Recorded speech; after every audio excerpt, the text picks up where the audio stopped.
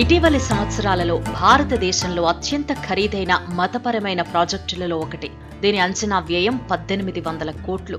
ప్రపంచం నలుమూలల నుండి ప్రతి సంవత్సరం మిలియన్ల మంది అనుచరులను ఆకర్షించే అనేక నిర్మాణపరమైన అద్భుత దేవాలయాలకు భారతదేశం నిలయం.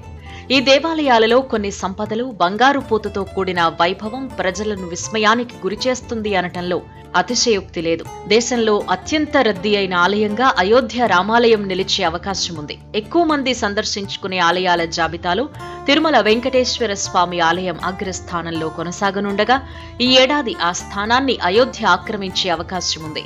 ప్రస్తుతం రోజుకు 60,000 నుంచి 80,000 మంది భక్తులు తిరుమల శ్రీవారిని దర్శించుకుంటున్నారు. ఆంధ్రప్రదేశ్ను సందర్శించే పర్యాటకుల్లో తిరుమలకొచ్చే భక్తులే అత్యధికం. ప్రపంచంలోకెల్లా సంపన్న ఆలయాల జాబితాలో తిరుమల ముందు వరుసలో ఉండగా అయోధ్య కూడా ఈ జాబితాలో చేరనుంది.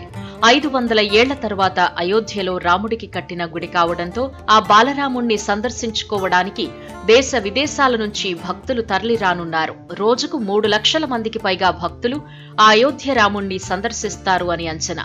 భక్తుల తాకిడి ఈ ఒక్క ఏడాదికే పరిమితం కాబోదు. 3 నుంచి 4 ఏళ్ల పాటు ఇదే సంఖ్యలో అయోధ్య రాముడి దర్శనం కోసం భక్తులు తరలి వస్తారని అంచనా వేస్తున్నారు. ప్రభుత్వం కూడా ఇందుకు తగ్గట్టుగానే అయోధ్య చేరుకోవడానికి రైలు, విమాన సదుపాయాలను కల్పిస్తోంది. రోజుకు 60,000 మంది ప్రయాణికులు వచ్చినా ఇబ్బంది కలగకుండా అయోధ్య రైల్వే స్టేషన్ను విస్తరించారు. ఏడాదికి 10 లక్షల మంది ప్రయాణికులు వస్తారు అనే అంచనాతో అయోధ్య విమానాశ్రయాన్ని నిర్మించారు. ఏటా 60 లక్షల మంది ప్రయాణికుల సామర్థ్యంతో 2025 నాటికి టెర్మినల్ను విస్తరించనున్నారు. ప్రత్యేక బస్సుల ద్వారా భారీ సంఖ్యలో భక్తులు అయోధ్య చేరుకునే అవకాశం ఉంది. దేశంలో అత్యధిక మంది భక్తులు సందర్శించే ఆలయాల్లో ఉత్తరప్రదేశ్లో ఉన్న కాశీ విశ్వనాథ ఆలయం ఒకటిగా ఉంది.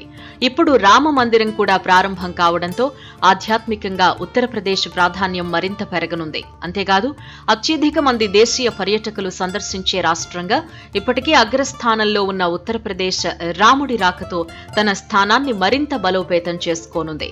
ఆధ్యాత్మికంగా ఉత్తరప్రదేశ్ ప్రాధాన్యం మరింత పెరగనుంది. అంతేకాదు అత్యధిక మంది దేశీయ పర్యాటకులు సందర్శించే రాష్ట్రంగా ఇప్పటికే అగ్రస్థానంలో ఉన్న ఆగ్రాలోని తాజ్మహల్, ఎక్స్ప్రెస్ వేలు, అయోధ్య, వారణాసి వీటన్నిటి వల్ల ఉత్తరప్రదేశ్ పర్యాటకం ఊపందుకోనుంది. ఇటీవలే దేశంలోనే 2వ అతిపెద్ద ఆర్థిక వ్యవస్థగా యూపీ ఎదిగింది. తాజాగా రాముడి రాకతో ఆ రాష్ట్ర జీడీపీ వృద్ధి మరింత వేగంగా పెరగనుంది.